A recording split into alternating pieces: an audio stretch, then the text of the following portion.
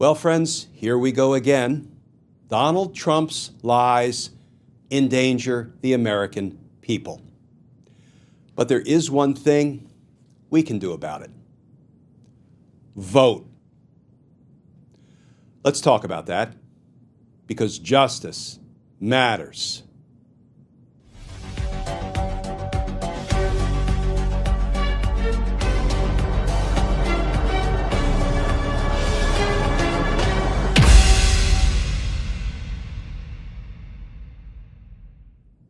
Hey all, Glenn Kirshner here. So friends, just as Donald Trump lied to the American people about COVID being a hoax, he's at it again. He's now lying about the federal government's response to the hurricanes that are ravaging some of our southern states. Let's start with the new reporting. This from The Guardian. Headline: U.S. election briefing, Trump's onslaught of lies about hurricane relief. And that article begins, as Florida braced for its second major hurricane in 2 weeks, the U.S. President Joe Biden criticized Donald Trump for spreading an onslaught of lies about how the federal government is handling the damage from Hurricane Helene. Biden spoke as Hurricane Milton, which the president earlier said is looking like the storm of the century, was on the verge of making landfall in Florida. Quote, quite frankly, these lies are un-American, Biden said from the White House. Former President Trump has led this onslaught of lies. Biden said that Donald Trump and his allies had misrepresented the response and resources of the Federal Emergency Management Agency, FEMA. The president singled out the Republican representative, Marjorie Taylor Greene of Georgia, who claimed the federal government could control the weather. Biden was joined in his rebuke of Donald Trump by a Republican congressman representing areas devastated by Hurricane Helene, who issued a scorching rebuttal of misinformation and conspiracy theories spread by Trump and his supporters about the storm and the government's response. Chuck Edwards, the member for North Carolina's 11th District, contradicted criticism from Trump and others of the Biden administration's handling of the disaster by voicing praise for a level of support that is unmatched by most any other disaster nationwide. And friends, here's a more complete account of the remarks by a Republican congressman from North Carolina, Congressman Edwards. These conspiracy theories, while certainly frustrating, have done more harm than most people may realize. The spreading of falsehoods has diverted state, local, and federal resources from helping North Carolina's 11th District recover toward refuting hearsay and repeatedly trying to set the record straight, Representative Chuck Edwards said.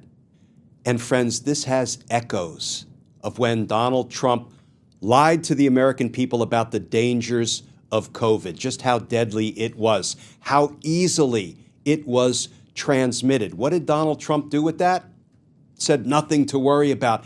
It's a hoax. It'll go away in a few days. It'll clear up with the warm weather. No need to take precautions. Do you remember some of what happened in the aftermath of Donald Trump lying to the American people about the dangers of that deadly pandemic? You recall stories about how people reported that their loved ones listened to Donald Trump, made their life decisions accordingly, did not take any precautions to guard against contracting COVID, and they died. Remember when Donald Trump mocked a reporter for wearing a mask during the pandemic, saying dismissively, I guess you're just trying to be politically correct. Friends, do you know that Donald Trump supporters probably heard that?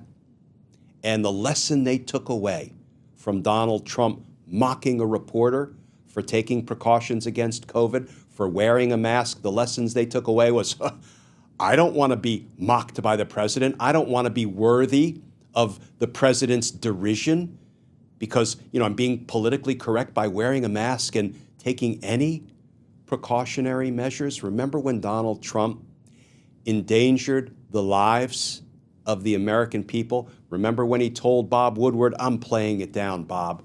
I'm still playing it down. I'm always going to play it down. The danger that COVID-19 poses. Remember all that, friends? I maintain Donald Trump is responsible for avoidable COVID deaths, and I've done prior videos on how, as a former homicide prosecutor, Donald Trump's conduct easily fulfills the 3 legal elements of involuntary manslaughter. And here he goes again.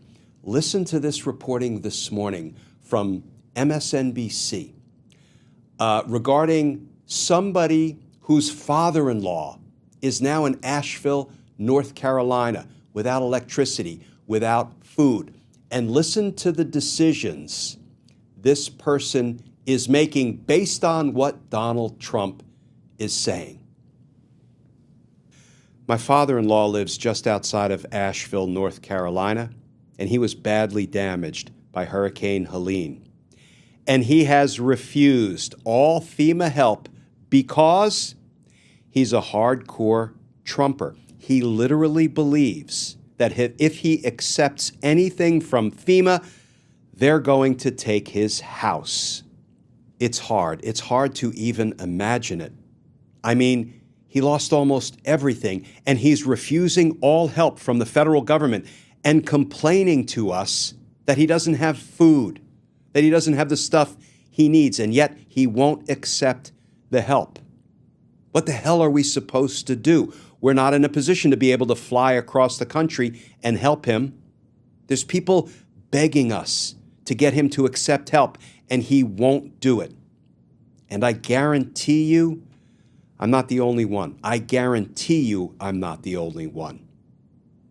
We've done all of that. We've done all of that. We've sent him all of the FEMA bulletins. We've sent him all of the stuff from the fact checkers. He doesn't believe it. He thinks it's all, he just believes Trump. Literally. It's a cult. He's a cult member. I'm sorry to say it.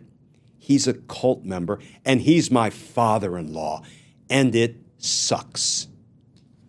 Friends, Donald Trump's lies endanger the American people in times of crisis, and the institutions of government continue to let him do it.